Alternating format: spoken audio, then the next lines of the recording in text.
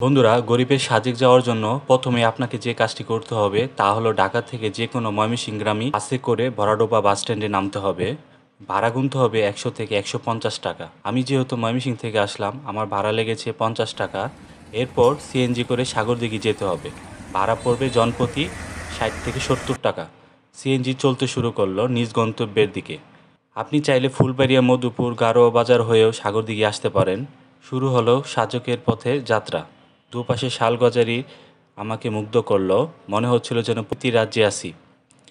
শরীর ও মনে প্রশান্তি অনুভব করছিলাম। দেখতে দেখতে ১৮ কিলো পথ অতিক্রম করে সাগরদিঘি চলে আসলাম। এরপর আমাকে যেতে হবে দলাপাড়া। যেন কৌতূহল আস্তে আস্তে আরও বেড়ে যাচ্ছিল নতুন কিছু দেখার আশায়। সাগরদিঘি থেকে দলাপাড়া যাওয়ার জন্য আপনাকে ভাড়া গুনতে হবে ৪০ টাকা।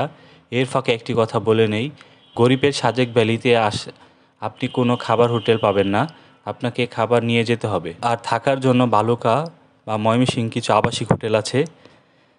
দেখতে দেখতে দেওপাড়া চলে আসলাম।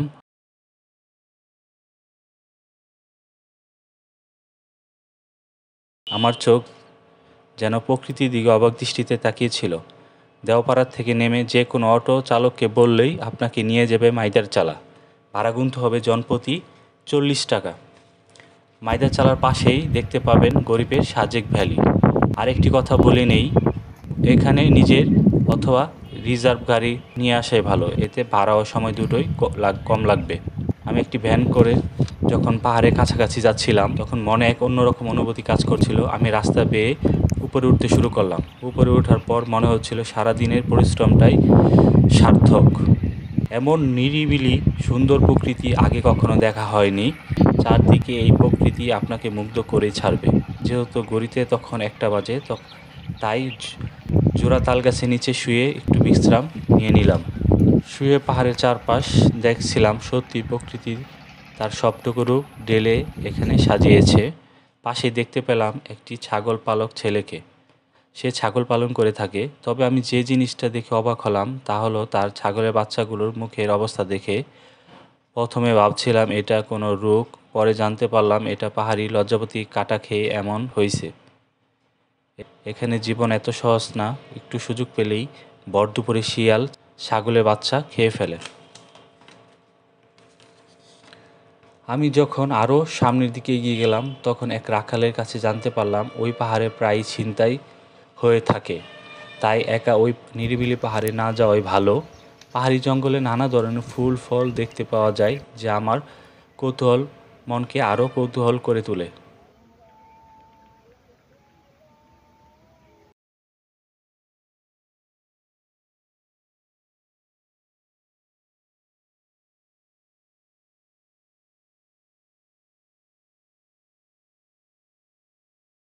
তো এই পাহাড়ি পথ দিয়ে যাচ্ছিলাম, তো দেখেন এখানে আপনার একটা চমৎকার পেলাম, সাথে ফল ফুল, কি চমৎকার! আসলে এটা কি ফল আমি জানি না, আপনারা যদি কেউ জানেন তো আমাকে জানায়েন কমেন্টসে। তো এই দেখেন আপনার খুবই চমৎকার। দেখা যায় যে ছেলেরা আসলো ঘুরতে, আসলে আপনার থেকে একটু পিকনিক টিকনিক করলো, এগুলো করলে তো আপনাদের কাছে ভালো লাগে না? হ্যাঁ হ্যাঁ হ্যাঁ। আর আপনার এই টিলাগুলা আপনাদের বাসা কোথায় পড়ছে? এই যে নি বাজারের কাছে। এই বাজারের পাশেই না? হ্যাঁ আর এমনি আপনারা কি এখানে কি মানে গরুই চড়ান? হ্যাঁ। ও, আগে থেকে বাড়ি ঘর সব সব। এগুলাতে বাড়ি ঘর ছিল? হ্যাঁ বাড়ি ঘর ছিল না, সব বাড়ি ঘর সব।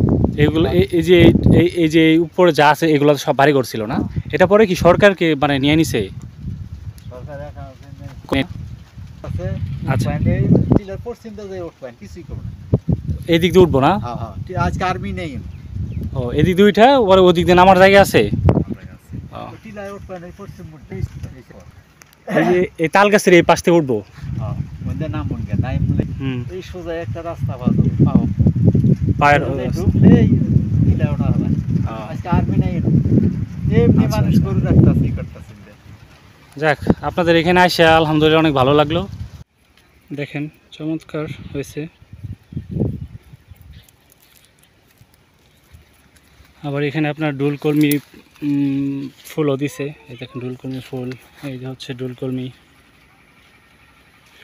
পাহাড়ি আসলে জঙ্গলে ভালোই লাগে ঘুরতে। তো নানান ধরনের মানে এখানে লতা পাতা হয়, দেখেন এই যে কাটা।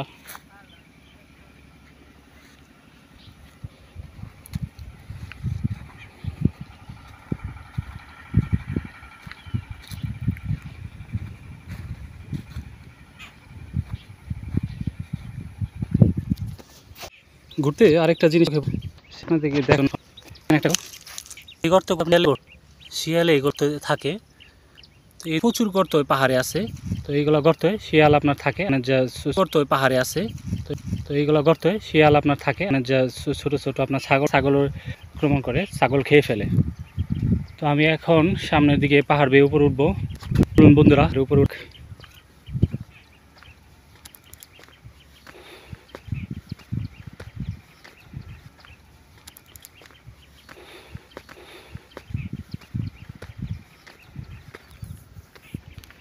দেখেন চারদিকে খুবই নিরিবিলি একটা নিস্তব্ধ পরিবেশ, কিছুটা ভৌতিকও। আসলে আমি কিছুটা ভয় পাচ্ছি, তারপরে আপনাদেরকে দেখানোর জন্য আমি একটু সামনে এগিয়ে যাচ্ছি।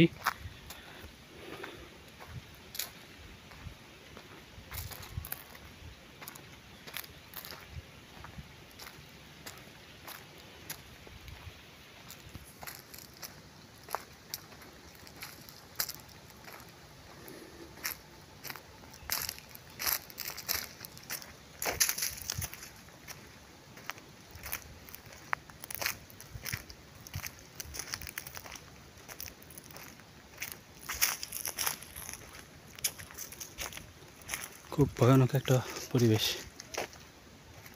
কোনো মানুষের কোনো আপনার শব্দ নাই, কোনো মানুষ নাই। দেখেন একদম নিরিবিলি একটা শুনশান নিরিবিলি পরিবেশ। আমি সামনের দিকে এগিয়ে যাচ্ছি।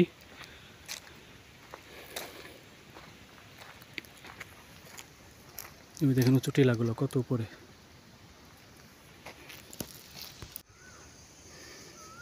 এখানে উঁচু পাহাড়ে আছি। তো এটাকে মূলত আপনার সাজিক ভ্যালি। আমরা এখন গরিবের সাজিক ভ্যালিতে আছি।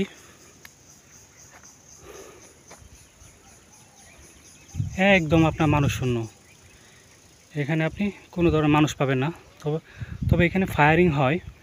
তো আর্মির পক্ষ থেকে এখানে ফায়ারিং রেঞ্জ, যেহেতু এটা এখানে ফায়ারিং হয়, যেদিন ফায়ারিং হয় সেদিন এখানে আপনার লাল পতাকা টাঙিয়ে রাখা হয়।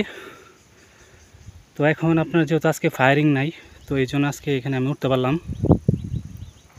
দেখেন চারদিকে কত সুন্দর একটা পরিবেশ।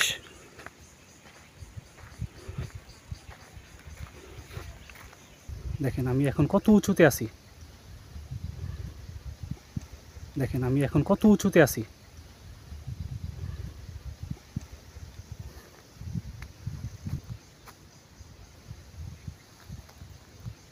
যেহেতু অনেক দূর ফিরে যেতে হবে, তাই আমি বিকাল 5টার মধ্যেই বাসার দিকে রওনা দিলাম। সব মিলিয়ে গরিবের সাজেক ভ্যালি একটি ব্যতিক্রম ভ্রমণ ছিল আমার।